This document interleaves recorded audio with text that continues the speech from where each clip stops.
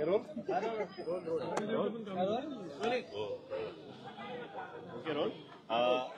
हनुमान जन्मोत्सवानिमित्त या ठिकाणी आलेला आहात. यापूर्वी सुद्धा आलेला असताना त्यावेळेस हनुमान चालिसाचं हे करण्यात आलं होतं.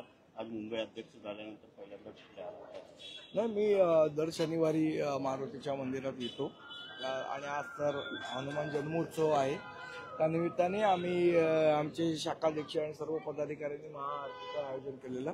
त्यानिमित्ताने आज हनुमान जन्मोत्सव साजरा करायला आम्ही सगळेजण आज एकत्र जमलो. मनसेने आता पुन्हा एकदा महाराष्ट्रातील शाळा कॉलेजांचे नाव मराठीत करण्याच्या प्रशासनाने हा निवेदन दिलेलं. आता या मराठी भाषेला आपल्याला अभिजात भाषेचा दर्जा मिळाला. त्यामुळे अमित ठाकरेंनी सांगितले की जर आपली भाषा अभिजात भाषा तर त्याचा गर्व आपण बाळगला पाहिजे, त्याचा सन्मान आपण केला पाहिजे. त्या दृष्टीने त्यांनी ते पत्र दिले.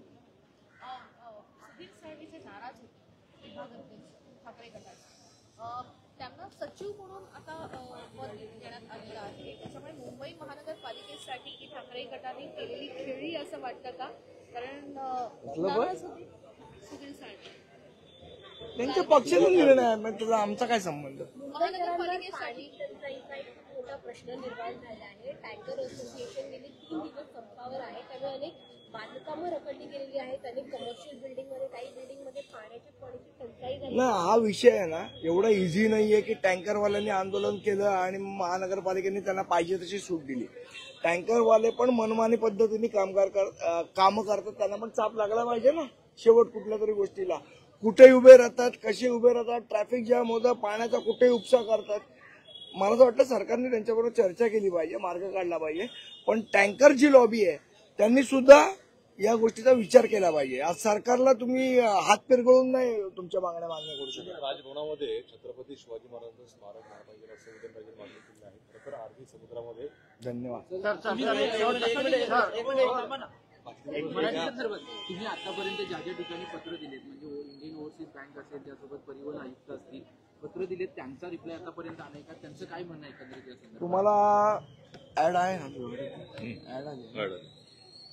मला सांगायला खूप अत्यंत आनंद होतोय की आता बँकेनी LBO लोकल ही नवीन पोस्ट तयार केलेली आहे. त्याची ऍड पण आलेली आहे. त्याचा अर्थ लोकल बँक ऑफिसर. प्रत्येक बँकेमध्ये एक लोकल बँक ऑफिसर असेल ब्रँचमध्ये. ही पोस्ट नव्याने क्रिएट केलेली आहे. ज्याला मराठी बोलता येणं अनिवार्य आहे अशी एक लोकल बँक ऑफिसरची पोस्ट केली. आज का काल पेपरमध्ये त्याची जाहिरात आलेली आहे. ती आपण बघू शकता. ती जाहिरात पण मी तुम्हाला व्हॉट्सअपवर पाठवतो. 100% यश. म्हणजे जे बोंबलत होते की मनसेने युटर्न घेतला, मला वाटतं त्यांना चांगली चपराक या माध्यमातून मिळाली. नवी मुंबईमध्ये मनसेच्या माथाडी कामगार सेनेने एका कारखान्यामध्ये पर्दाफाश केलेला आहे, ज्या ठिकाणी प्लास्टिकची साखर बनवली जात होती. FDA आणि सरकारचं अशा कारखान्यांकडे दुर्लक्ष आहे का? कारण केमिकलचा वापर करतो. काय तुम्हाला सांगू का, सरकारने आम्हालाच पगार दिला पाहिजे. जी कामं सरकारने करायची ती कामं महाराष्ट्र सैनिक करतात. जेप्टोचं जे काय घाणेरडापणा होता तो बाहेर आम्ही काढला. साखर कारखान्यावर आम्ही बाहेर काढला. स्विगी सरकारची कामं जर आम्ही करायची तर सरकारने पगार आम्हाला द्यावा. आम्ही कामं अजून जोराने करू.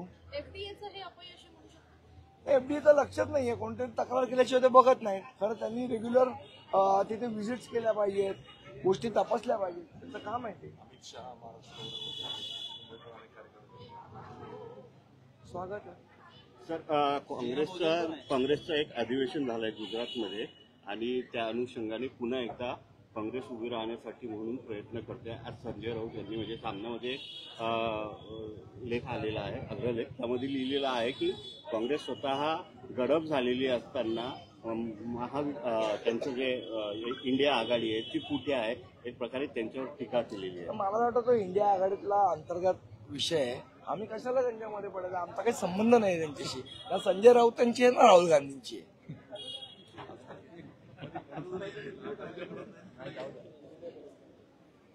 एक मिनिट